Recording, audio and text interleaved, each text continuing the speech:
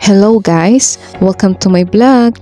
For today's video ay mag-home visitation kami ng aking mga kapwa-guro sa isa sa mga estudyante ko. At ito na nga, kakatapos lang ng buong araw na pagtuturo. At dahil ilang araw nang hindi pumapasok ang estudyante ko, napagdesisyonan namin na dalawin siya o puntahan na lang namin siya upang makamusta at malaman na din ang kondisyon niya mula sa kanyang mga magulang. Na siya rin namang sinang-ayunan ng aming punong guro. Handa na ba kayo? Just keep on watching.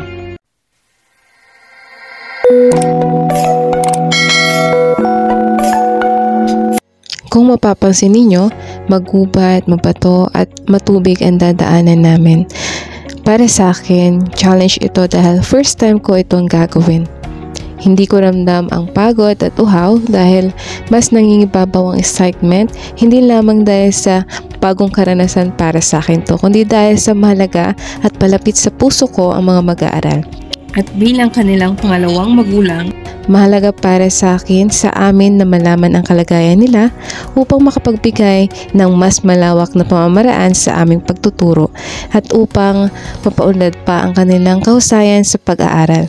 Maliban dito, ang magsilbing inspirasyon nila upang patuloy na mangarap at pumasok araw-araw. At syempre, para makita nila ang kahalagahan ng edukasyon, hindi lamang para sa kanilang kasalukuyang pag-aaral, kundi para sa kanilang magandang kinabukasan.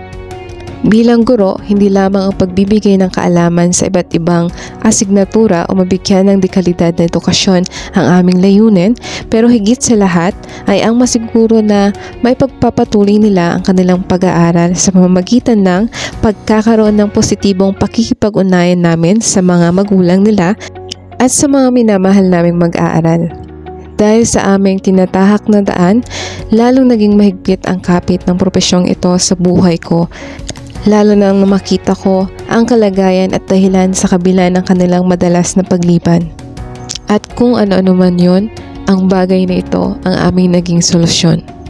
Alam ko na wala akong pagsisisihan sa gagawin kong ito, pero ito ay magbibigay sa akin ng mga alaala at ng mga iba pang karanasan na magpapaalala sa akin kung bakit ko pinili ang propesyong ito.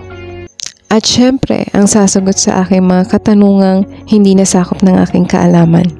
Masasabi ko lang, iba ang saya sa puso lalo na't nandun ang sabik ng mga batang makapasok. Pero dahil sa maraming dahilan, bunga ng kahirapan, ito ay lubos na nahahadlangan.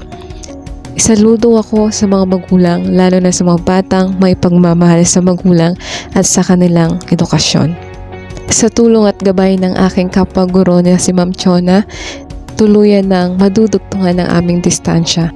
Kahanga-hanga ang sakripisyo hindi lamang ng mga magulang upang maitaguyod ang edukasyon ng kanilang mga anak, kundi pati na rin sa lahat ng mga gurong mayroong malalim na pagmamahal at dedikasyon sa propesyong kinabibilangan. Mabuhay ang lahat ng mga guro na siyang susi upang masakatuparan ang katagang, ang kabataan, ang pag-asa ng bayan.